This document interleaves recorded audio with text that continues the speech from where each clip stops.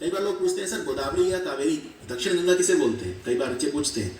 देखो एग्जाम में अगर क्वेश्चन आ जाए तो आप मार्क करोगे भाई गोदावरी, सिंपल, बस खत्म बात यहीं पे। लेकिन बात इतनी सिंपल नहीं है, क्योंकि ये जो चार नदियां मैंने आपको बताई, महानदी, गोदावरी, कृष्णा और कावेरी, इन चारों में एक ही नदी ऐसी है जो पूरे साल बहती है, यानी जिसमें पानी हमेशा भर के रहता है, और वो है कावेरी। कावेरी नदी इनफैक्ट पूरे दक्षिण भारत की एक ही नदी है जो पेरेनियल है। पेरेनियल का मतलब होता है जो पूरे साल जिसमें पानी फ्लो करता है, इसीलिए इसे हम दक्षिण भारत की गंगा कहते हैं कावेरी को, क्योंकि गंगा नदी भी पूरे साल बहती है, उसमें पानी कभी कम नहीं होता। वैसे भी हिमालय से निकलने वाली जितनी भी नदियां हैं उनमें पानी कभी कम नहीं होता, वो हमेशा पेरेनियल है, चाहे यमुना हो, चाहे वो गंगा हो, चाहे वो ब्रह्मपुत्र हो जो ट्रांस हिमालय से निकलती है, उनमें पानी कभी कम नहीं होगा। ठीक है, पानी तो इनमें कम होता है, ये जो दक्षिण भारत की नदियां हैं ये सूख जाती हैं कई बार। ठीक है, गोदावरी चाहे सबसे बड़ी नदी है, पर गोदावरी कई बार सूख जाती है, कई बार उसमें पानी स्टेगनेंट हो जाता है, पानी नहीं होता उतना उसमें। लेकिन कावेरी एकमात्र नदी है पूरे दक्षिण भारत की जिसमें पानी पूरे साल रहता है, इसीलिए इसे दक्षिण भारत की गंगा कई बार कह देते हैं। लेकिन दक्षिण गंगा पूछें तो आंसर हो जाएगा गोदावरी। ठीक है, चलो अब ये कावेरी नदी है। अब कावेरी नदी तो बहुत ही आसान है, मैं कहूँगा सबसे आसान है, क्योंकि ये तो दो ही राज्यों में है। अब इसकी मुख्य धारा देखिए, ये निकली कर्नाटक से, मैं लाल रंग का इस्तेमाल करूँगा, ये निकली कर्नाटक से, ये कर्नाटक को ट्रेवल करके आई, फिर ये गिर गई यहाँ पे, शिव समुद्र फॉल आता है, चलो बाद में बताऊँगा। फिर ये यहाँ पे ये देखो, ये बाउंड्री, मैं बाउंड्री नीले रंग में बना रहा हूँ, ये बाउंड्री है, ये तमिलनाडु की बाउंड्री बना देता हूँ, तो आपको समझ में आ जाएगा कर्नाटक खत्म कहाँ पे हो रहा है और तमिलनाडु शुरू कहाँ से हो रहा है। तो ये जो है ये यहाँ पे क्रॉस करी, तमिलनाडु में आ गई, अब ये तमिलनाडु को क्रॉस कर रही है। अब अगर आप ध्यान से देखो तो इसने ये तमिलनाडु को नॉर्थ तमिलनाडु और साउथ तमिलनाडु में बांट दिया, उत्तरी तमिलनाडु और दक्षिण तमिलनाडु। कौन सी नदी ने? कावेरी ने। तो कावेरी नदी जो है कर्नाटक से निकली और तमिलनाडु में आ गई। ये तो मुख्य धारा सिर्फ दो राज्यों में इसकी आती है। अच्छा, कहाँ से निकली? ये जो निकली कहाँ से निकली? ये निकली ताल कावेरी, जहाँ से एग्जैक्ट निकलती है ताल कावेरी बोलते हैं उसे, काफ़ी ऊंचाई पे है ताल कावेरी। तो ताल कावेरी जो है ब्रह्मगिरी हिल्स, वेस्टर्न घाट्स, कर्नाटक, वहाँ से निकलती है। फिर ये साउथ और ईस्ट में जाती है, बिल्कुल नीचे की तरफ आ रही है साउथ में, और ईस्ट की तरफ आ रही है। ईस्ट फ्लोइंग तो है ही, हम पढ़ी इस वीडियो में ईस्ट फ्लोइंग रिवर रहे हैं। तो ये 765 किलोमीटर जो है फ्लो करती है, कर्नाटक और तमिलनाडु में फ्लो करती है, बंगाल की खाड़ी में चुपचाप गिर जाती है। अब ये तो हो गई मुख्य धारा, लेकिन ये दूसरे राज्यों को भी छूती है। तो तमिलनाडु और कर्नाटक में तो इसका हो गया मैक्सिमम एरिया, लेकिन केरल और पौंडीचेरी में भी टच करती है। जैसे अब ये केरल है एकदम, तो यहाँ पे जो इसकी ट्रिब्यूटरीज वगैरह हैं वो केरल में भी टच करेंगी। और पौंडीचेरी आप जानते हैं जो तमिलनाडु के तट पे है पौंडीचेरी, तो वहाँ पे बस टच करती है। लेकिन तमिलनाडु और कर्नाटक, अच्छा तमिलनाडु और कर्नाटक में इसका बेसिन जो है वो ज़्यादा कहाँ पे है? तो आंसर है तमिलनाडु। वो तमिलनाडु में एरिया ज़्यादा है। और लेंथ कहाँ पे ज़्यादा है? कर्नाटक में कि तमिलनाडु? तो लेंथ भी तमिलनाडु में ज़्यादा है। ठीक है, 320 किलोमीटर इसकी लेंथ है कर्नाटक में, और 416 किलोमीटर है तमिलनाडु में। और 64 किलोमीटर जो है वो कॉमन है तमिलनाडु और उसकी बाउंड्री पे फ्लो करती है। उतना हम डिटेल में नहीं जाएंगे, बस आप याद रख लो तमिलनाडु में ज़्यादा है 416 किलोमीटर। अब देखते हैं कावेरी नदी का मैप। अगेन डरो मत, बहुत ही सिंपल है, सबसे सिंपल है, तो इसमें कुछ है ही नहीं। जब आपने गोदावरी का मैप पढ़ लिया तो कावेरी का तो कुछ है ही नहीं। चलो कावेरी नदी पहले बना दूं, ये लो जी, ये कावेरी नदी बना रहा हूँ। ये देखिए कावेरी नदी मैंने बना दी। ठीक है, कावेरी नदी मैंने बना दी। कावेरी नदी थोड़ा सा यहाँ से डायरेक्ट है ये, तो ये कावेरी नदी मैंने बना दी। और ये जो ऊपर देख रहे हो येलो वाला एरिया, ये कर्नाटक वाला है, और ये ग्रीन वाला जो है ये तमिलनाडु वाला है। तो क्या क्या दिख रहा है आपको? अभी आप भूल जाओ, नदियाँ भूल जाओ एक बार, पहले क्या क्या दिख रहा है? क्या आपको यहाँ पे कृष्ण राज सागर बांध दिख रहा है? कृष्ण राज सागर जो एम विश्वेश्वरैया ने बनाया था, जिसका बर्थडे आप इंजीनियर डे के रूप में मनाते हो, तो कृष्ण राज सागर ये रहा। फिर आपको क्या यहाँ पे मैत्तूर डैम दिख रहा है? ये मैत्तूर डैम, कावेरी नदी पे मैत्तूर डैम। क्या आपको भारत का सबसे पुराना डैम दिख रहा है? यहाँ पे ग्रैंड एनीकट, जिसे कलानई डैम भी बोलते हैं, भारत का सबसे पुराना डैम है ये ग्रैंड एनीकट। तो तीन कितने इंपॉर्टेंट प्रोजेक्ट तो आपको यही दिख रहे हैं डायग्राम में। कृष्ण राज सागर, ये है मैत्तूर, और ये है ग्रैंड एनीकट। ठीक है, अब इसमें कौन कौन सी नदियां हैं? अब नदियों पे आ जाओ। ये देखो ये कितनी लंबी नदी है, ये शिमशा। अच्छा, इसमें ऊपर से जो आ रही है वो लेफ्ट है और नीचे से जो आ रही है वो राइट बैंक ट्रिब्यूटरी है। तो ये हो गई शिमशा, शिमशा। ये हो गई अरक्वती, अरक्वती, अरक्वती। ये हो गई हेमवती, हेमवती। तो हेमवती, अरक्वती, शिमशा, ये ऊपर से आ रही है। फिर और कोई नदी?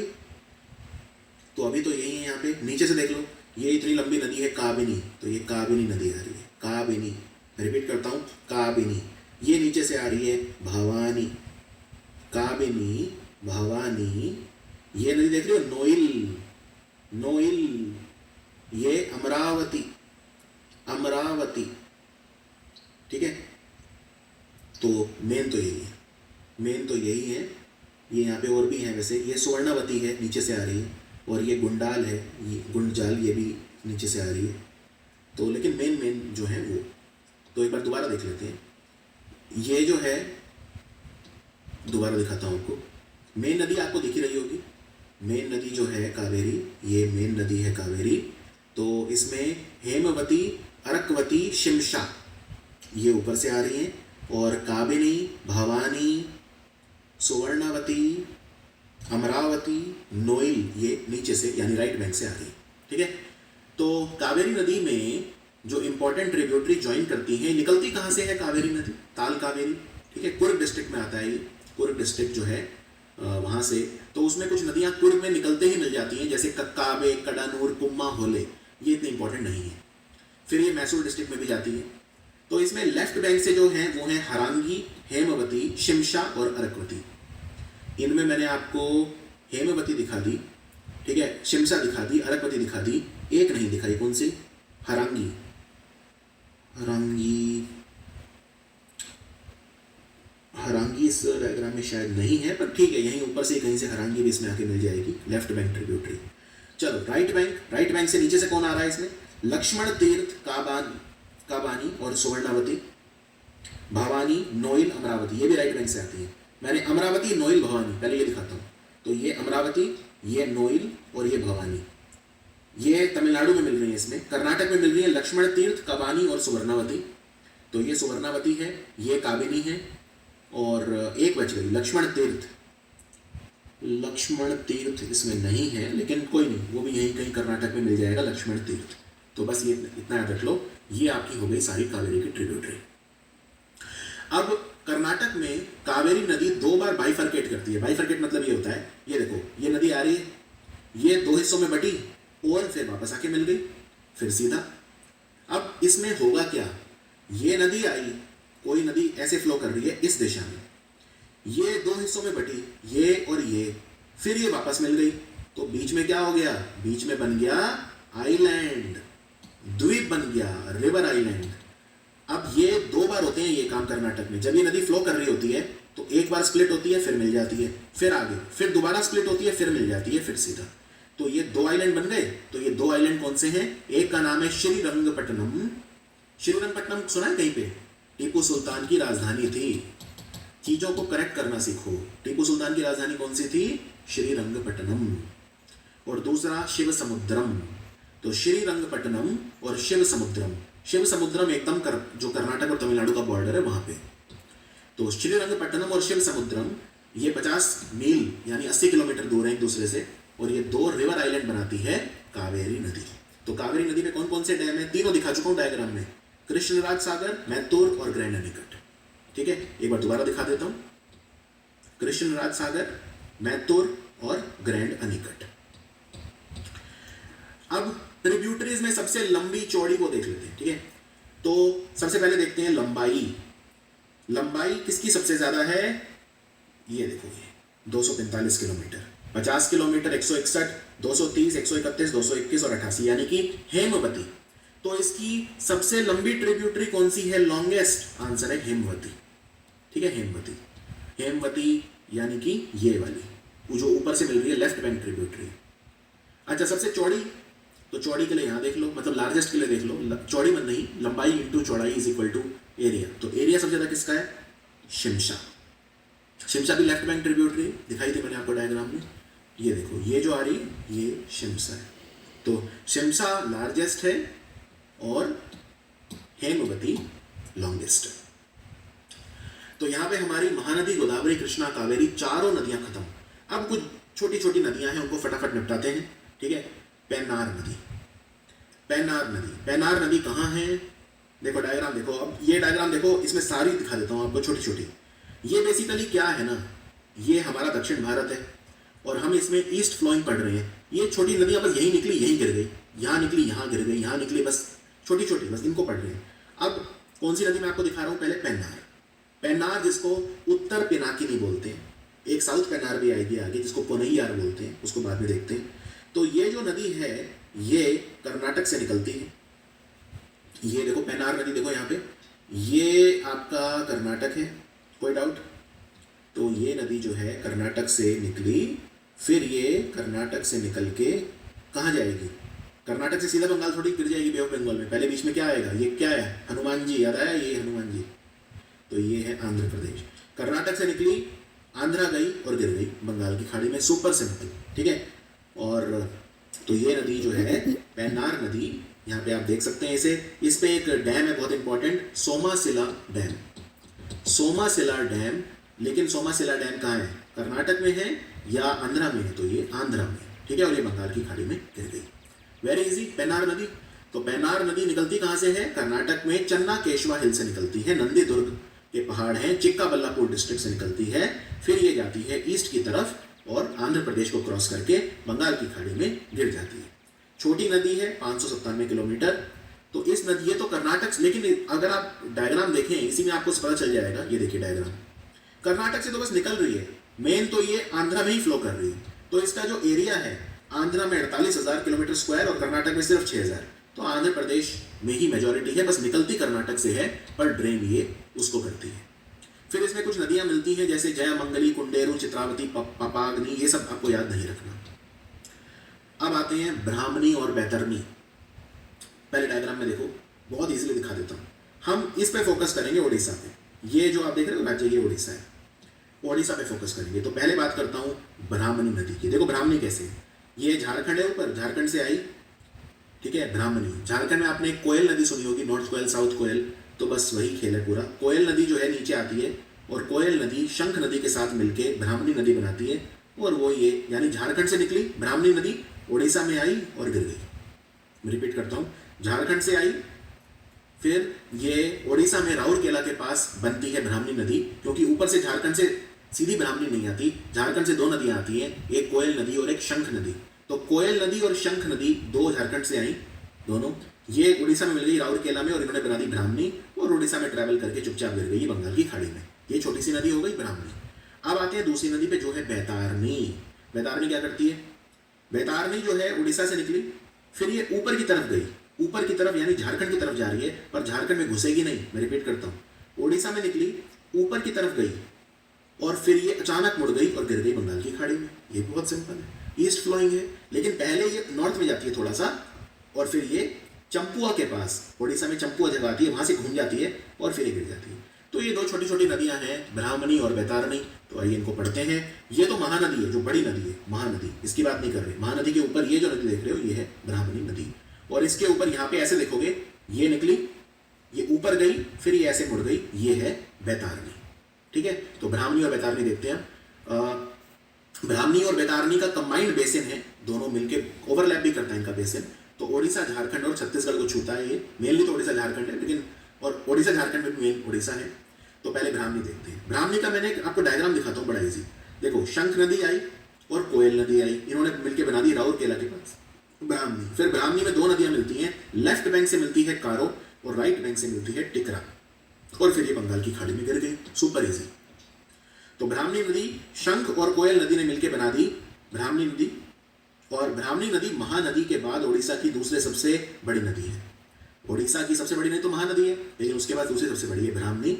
और ब्राह्मणी नदी जो है ये छोटा नागपुर के पठार से दो नदियां निकली, शंख और कोयल, फिर ये नीचे आई राउरकेला में, राउरकेला में मिलकर ब्राह्मणी बन गई, और फिर ये ओडिशा में फ्लो करके सुंदरगढ़, केओंझार, धनकनाल और ये सब फ्लो करके सीधी फिर ये बंगाल की खाड़ी में चुपचाप गिर गई। तो ब्राह्मणी नदी जो है लगभग 800 किलोमीटर की है, एग्जैक्ट है 799 किलोमीटर। अब आते हैं बैतारनी पे। बैतारनी मैंने क्या बताया था? उड़ीसा से निकली, पहले ऊपर जाएगी, फिर मुड़ के गिर जाएगी। तो ये नदी निकलती है गुप्त गंगा के पहाड़ों से, केओंझार डिस्ट्रिक्ट से, उड़ीसा। फिर ये 80 किलोमीटर ऊपर जाती है, फिर ये अचानक मुड़ जाती है चंपुआ के पास से, और फिर ये चुपचाप बंगाल की खाड़ी में गिर जाती है। ये 360 किलोमीटर लंबी नदी है, ब्राह्मणी और बैतारणी। इजी। इस डायग्राम में देखिए, ये है महानदी, ठीक है, ये है ब्राह्मणी और ये ऐसे आएगी बैतारणी। फिर ऋषिकुल्या नदी, ये देखो ये ऋषिकुल्या नदी है महानदी के नीचे। महानदी के नीचे मतलब महानदी के साउथ में। अच्छा, महानदी के नीचे दूसरी बड़ी नदी कौन सी आती है? महानदी, गोदावरी, कृष्णा, कावेरी। तो महानदी और गोदावरी के बीच में है ऋषिकुल्या नदी, मैं बोल सकता हूँ? यस। तो महानदी और गोदावरी के बीच में आती है ऋषिकुल्या नदी। ऋषिकुल्या नदी जो है ये दरिंगाबाड़ी की पहाड़ियों से निकलती है, और फिर ये दरिंगाबाड़ी जो है इसको ओडिशा का कश्मीर बोलते हैं। दरिंगाबाड़ी को ओडिशा का कश्मीर बोलते हैं, ऋषिकुल्या नदी जो है। अच्छा, ऋषिकुल्या नदी जो है वहां पे ओलिव रिडली टर्टल होते हैं।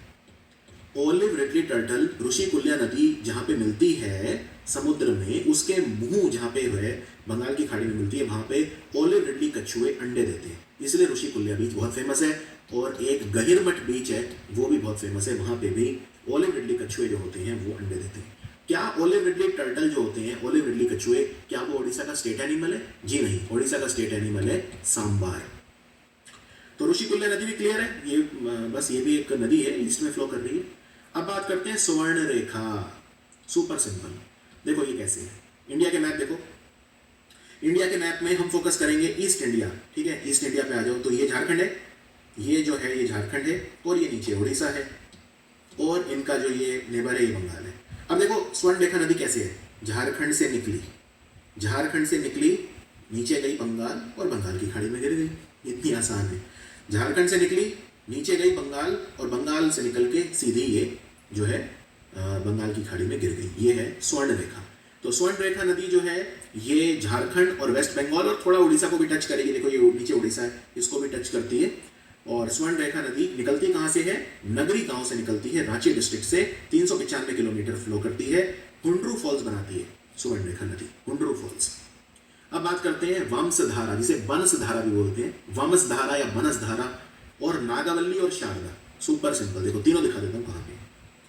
ईस्ट इंडिया पे आ जाओ, ये देखो यहाँ पे ये जो नदी है छोटी सी, ये है वंशधारा। तो वंशधारा उड़ीसा से निकली, नीचे आंध्र प्रदेश में आई, फिर गिर गई बंगाल की खाड़ी में। अब इसके नीचे एक और नदी है बिल्कुल ऐसी सेम, वो है नागवल्ली, और उसके नीचे है शारदा। ये भी सारी ईस्ट फ्लोइंग है, तो इनमें कुछ ज़्यादा कुछ है नहीं। तो ऋषिकुल्या और गोदावरी के बीच में फ्लो करती है वंशधारा। ऋषिकुल्या और गोदावरी के बीच में ये महानदी है। मैंने आपको बताया था महानदी और गोदावरी के बीच में ऋषिकुल्या है, और ऋषिकुल्या और गोदावरी के बीच में एक और आ गई वंशधारा, और वंशधारा के नीचे आ गई नागवल्ली, ठीक है। और नागवल्ली के नीचे एक और आ गई, वो है शारदा।